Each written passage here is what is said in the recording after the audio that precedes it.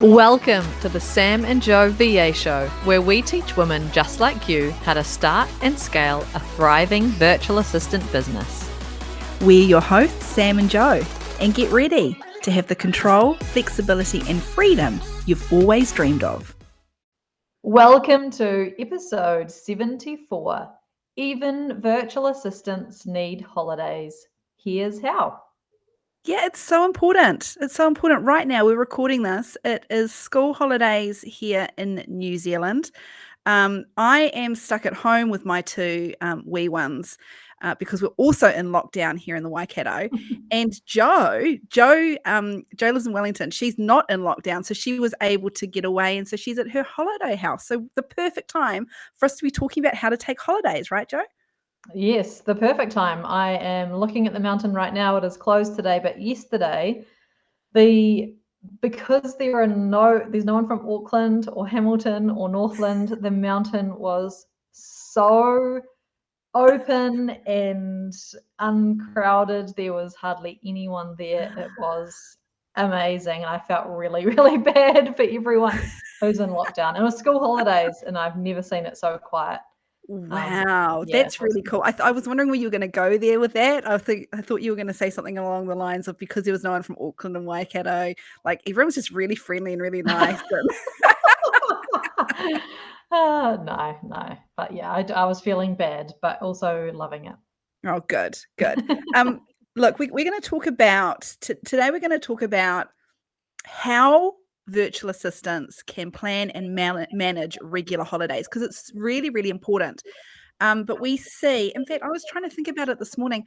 I don't think there's one virtual assistant that I know well that takes regular holidays and totally switches off every single time. So I don't think this is something that we as business owners, as freelancers, as virtual assistants do well at all. So I think it's really important that we talk about this because in my opinion, and I know you agree, if you're not taking advantage of the freedom and flexibility a virtual assistant business allows you, then you are doing something wrong. And like, you don't want it to feel like you have a job. Yeah. That's why we went into this business. But like the benefit of having a job is they actually give you 4 weeks holiday paid to go here in New Zealand and have that holiday and have that switch off time. And they need it because everyone needs to have that time where they actually switch off. So as a business owner, we need to make sure that we are planning for our own holidays and making them happen, because you will be a much better virtual assistant, you'll be a much better business owner if you can actually have time for your brain to recharge, your body to recharge. Otherwise, and we've talked about this in previous episodes, you get to a place where you're in burnout. And we do not want that for any of our listeners. No. I mean, that is the fastest way to end your business because you get burnt out and you're like, bugger this. What am I doing? I may as well be back at that 9 to 5 where I do get the holidays and the time off. So we don't want that for you guys. So we're gonna talk about how to take holidays, how to take regular holidays, whether that's long weekends, a couple of weeks off, but we're also going to touch on longer time away from your desk. So whether that's working holidays, maternity leave, or even if you get sick and you need, some treatment's going to take you a few weeks or a few months, we're going to touch on that as well. Yeah, so let's kick into it because we have quite a few different options, and I think it's important for everyone listening to think about what is the right option for you and what feels good for you and what do you need, because everyone is different. Whether that's a complete switch off and time just without any work, or whether it's a working holiday or whatever it is, we're going to go through a bunch of different options. So let's kick into, yeah. No, I was just gonna say, most of these are primarily for those freelancers listening. If you are an owner of an agency, it's a little different, isn't it, Joe? You've got a team there. So in terms of that client work, they should be doing that while you're away. Am I right? Yes. So or if anyone is thinking about how to like long-term do this virtual assistant business thing and wants that ultimate flexibility and freedom, because you do have the team, they're like definitely think about building a team if that's right for you, because it is much easier to have holidays when you have other people in your team that can back up clients and look after them. And now in my agency, I don't do any client work anymore, the odd project here and there, but really nothing. And now I have the flexibility, like I am this week, to actually go away for the whole week and not do any work. So that's kind of, if you're in that space of, yes, I want to grow a team, you're the right kind of person to grow that team, that's the ultimate in terms of being able to switch off, for sure. Okay, so for those that don't have that or don't plan to have that, then the first piece of advice that we would give you is to plan ahead. So at the start of the year, you want to know, especially if you're going away for a week or 2 weeks or 4 weeks, you want to have those dates in mind. You want to have them in your diary, and you want to be letting your current clients know as soon as possible that those are the dates that you're going to be unavailable. Yeah, I think virtual assistants kind of get worried that the client is going to leave them or be upset or not be happy about them taking holidays and leave. But clients don't have the expectation that you're going to work 52 weeks of the year, 24/7. And it is up to you to set those boundaries. So absolutely, when you are planning and thinking about next year, put in those dates. The world should be opening up. We should be able to take holidays soon. So plan those holidays, even if they're local, in your calendar as the very first thing that you do. Make it the priority. Don't put your work stuff in first, put your personal stuff in, right? Yeah. Oh, 100%. Whether that's, that's the first thing I do. And I've got my brand new planner for the next year. First thing I do is I'm putting in birthdays, I'm putting in long weekends, I'm putting in a couple of weeks throughout. I used to have the entire month of January off, so that would be scratched off, and if all of my clients knew that.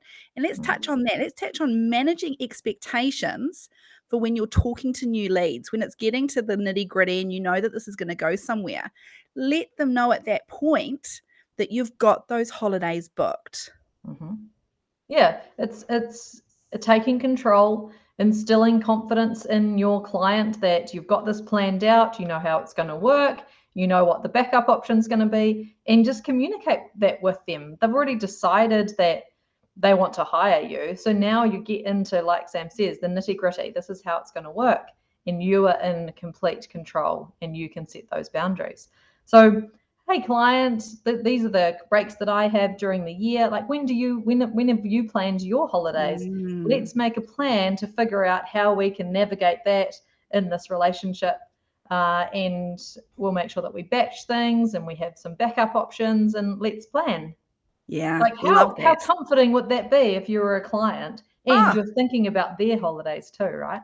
That was comforting for me just listening to you then, Jo. Like I'd be like, yes, not only is she putting herself at first, which is really important because we know all about, if you're in a plane crash, you're supposed to put the oxygen on you first, right? Even before your kids, it's that important. So it's the same with self-care. It's the same with holidays. So if I had a virtual assistant and in those first few conversations I was having with them, not only were they talking about their own planned holidays, but they wanted to know about mine and how they can help me achieve that. My God, I'd be blown away by that. Yeah, and honestly, it just comes down to communication, doesn't it? And there are things that you can do if you provide the kind of services that you can batch things. So before you go on the break, batch the content to go out, batch the blog posts, whatever it is that you can pre-do and schedule, do that. That's a way that you're still kind of seeming like you're helping that client, even though you're not there.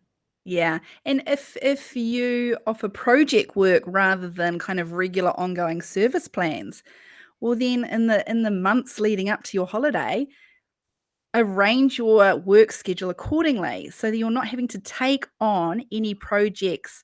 Let's just say, for example's sake, it was a month you were taking off. So you didn't want to take on any projects for that month, but you still want to be paid for that month. So make sure the couple of months prior, you're taking on additional projects then, so you've still got that money to cover you for that month that you're away. Yeah, or even if you're signing up people just before you go away on holiday, invoice them their 50% deposit. and then let them know that you're going to start the work when you get back and then deliver it whenever. It's just all about being confident in how you are saying those things. Because like that's your boundaries, expectations, that's how it's going to work. You're the business owner, and the client will be like, okay. Yeah.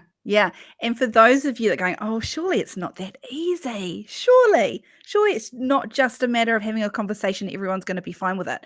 They will be. If you are communicating clearly and reassuring them that the work is still going to get done, it is that easy. That's what I did for years. Regular holidays where I would completely switch off, and it was just about planning ahead, managing expectations, and communicating. I've never, in 6 years, I never had to bring on another virtual assistant to take on any of my work. So it is possible. Yeah, it is, absolutely. Let's talk about, like, I know that there will be virtual assistants listening who are saying, yeah, but I'm an EA and I manage an inbox and I'm doing like daily kind of tasks for a client. So for those, yes, it is a little harder, but it still just is about communicating. They may have previously had an employee executive assistant, and I guarantee you that executive assistant took their 4 weeks holiday. So it's the same kind of conversations. How can we make this work? How can we like pre-plan some stuff, get a whole bunch of things organized so that the week that you the week that I'm not going to be here, I've got everything printed or couriered to you or in your calendar for you to print off, or everything is all in your week schedule, all sorted and all tidy. And they could manage their inbox for a week themselves. Like they're not gonna. It's not life or death. It is not life or death what we do. So the world is not going to stop turning if you take a week off and you're not contactable. It's going to be okay. Yeah. And encourage your clients to have time off when you have time off. So you could coordinate your clients' holidays with yours. There are lots of things that you can do. Now, if a client definitely must have and insists on having someone else, you could bring on a subcontractor to look after your client for that week or 2 weeks. That's absolutely an option too. But it does take communication and pre-planning. It does. Let's talk about if you want to be away from your desk, out of the office for a longer period of time. So whether it's a month away, a couple of months, 6 months even, maternity leave if you're sick and you're having treatment. So longer periods of time. What are the best ways to handle those type of situations? Yeah, so with something where you wanted to, let's say you wanted to travel for 6 months, take your family and be able to earn some money while you're over there. And one of our previous members is actually doing this right now through Europe. So what she has done is she has signed up some clients before she's left, and she potentially is still signing up clients now. And she just allocates a couple of hours each day to do the work for her clients, and then she goes off and explores and travels for the rest of the time. Now, she has chosen services that really suit kind of batching and doing them when it suits her, and she can schedule that out. But she's doing it. She is showing that it is possible as long as you communicate to those clients what is happening and when you might be doing that work, or whether that even matters. It might not. It's choosing the right services, communicating well, and just doing it. Yeah, exactly. Just doing it. How cool has it been to see all of her photos of her and her family and all these amazing European destinations? It's absolutely, she's living the dream for a lot of virtual assistants. That is the dream. And she's having a ball doing it. The other option is for that kind of medium to long-term time away is to bring on help, isn't it? And I think there's 2 options here. One is risky. One of them you're going to go, no way would I ever do that. But we're going to talk about it anyway. And one's a little bit more safer, isn't it, Jo? Yeah. When Sam told me this one, I was like, oh, I don't know about this one, but it's an option, right? So if you have someone, especially someone in your kind of network of virtual assistants and like people that you trust, you could actually say to your client, I'm going to go away on maternity leave. I'm going to have 6 months off. this is someone that I really trust and know will do a great job. What we could do is have you hire this virtual assistant for my period of maternity leave, and then when I come back, we can switch back to me providing the service to you. That is absolutely possible, because, and you might think, oh, why would you not just have them as a subcontractor? Well, you're still then managing that relationship, that client, that subcontractor, and you would be the go-between, and it's not a completely hands-off situation. So that's kind of the two options, right? Bring on a subcontractor, have them support that client for you, but you're still involved, or you completely switch off and have someone else step in and they invoice them direct and do the client work for a set number of months. Yeah. So both involve a level of trust. You want to be bringing somebody on that you know is going to represent you and your business really well. Either option, it's the same. You still need that trust and respect, and knowing that they're going to do a really good job as well. There's nothing worse than recommending somebody or bringing someone in and giving them your clients to look after, and for them to then actually just not be very good at what they do. So it's not something you want to rush into. You want to know 100% that that they, what's the word? They walk the talk, walk the walk. What's that? Walk the talk. Yeah, exactly. They're not just saying that they're great. You've actually seen the proof of it, that Yes. they're gonna do it, and they're gonna do it well. Definitely. So you're on holiday. You've planned in advance. You've managed expectations. You've communicated throughout. So in the lead up to that holiday, you want to be letting your clients know, hey, it's coming up. Just a reminder of the dates. You've gone on holiday. Whether or not you're brought in somebody to help out or not, you've batched, you are now on holiday. It's really important to still have an out of office on. But we want to challenge you, especially if it's not a working holiday, it's a completely switched off holiday that you're on. I want to challenge you to not have the words, for anything urgent, please call me on XXXXX.